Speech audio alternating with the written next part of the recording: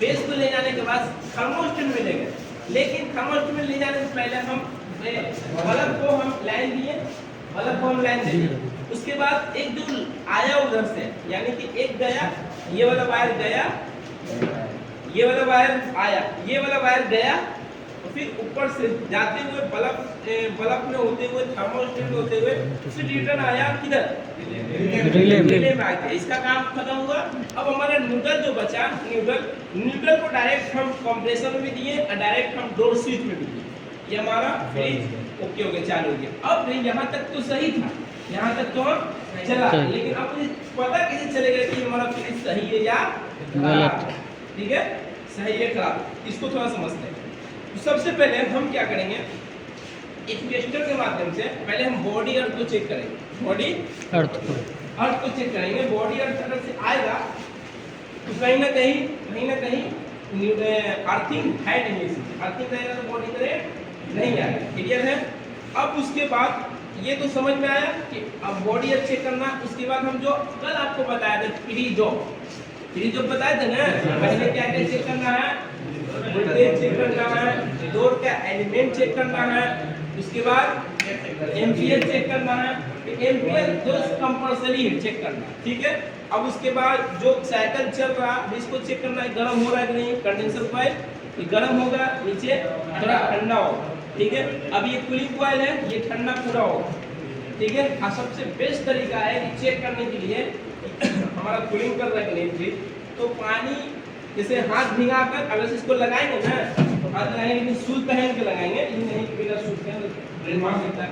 तो ऐसे लगाएंगे तो हाथ चिपकेगा, धुआं नहीं निकल रहा है, ये ठंडा है। अगर से हाथ यहाँ पे ठंडा का है, मान लो कि हाथ भिगा है, अब यहाँ पर लगाए तो चिपक जाएगा, तुरंत जो टेम्परेचर है तुरंत माइनस में जाएगा, और उसके बाद आइस जमाएगा तो ये चिपक जाएगा। तो दोस्त मेरे, ये उम्मीद है कि ये क्लियर होगा। तो किसी को कुछ डाउट वायरिंग में या कुछ में तो बताइए, फिर हम आगे बताएंगे, फिर हम डबल डोर में आते हैं। किसी को कुछ डाउट? सर कनेक्शन सर वहाँ सिर्फ गैस चार्जिंग और वायरिंग साथ में कराएंगे। क्या कर रहा है? दो कनेक्शन ही चल रहा है ना, दो अलग अलग कर देंगे, ठीक है, या तो सोमवार से या तो मंगल से, ठीक है। तो अलग अलग कर देंगे, दो बांट देंगे, 2 क्लास चलेगा, 2 बार, ठीक है। 2 क्लास चलेगा, एक दोनों क्लास में सिर्फ प्रैक्टिकल चलेगा, प्रैक्टिकल थोड़ा बहुत थ्योरी, क्योंकि थ्योरी तो उम्मीद है सबसे सीख ही चुके हैं, साइकिल से लेकर ऑल पार्ट्स में। अब हाथ का थोड़ा सफाई करना है, मतलब हाँ आगे से बैठो ना जी।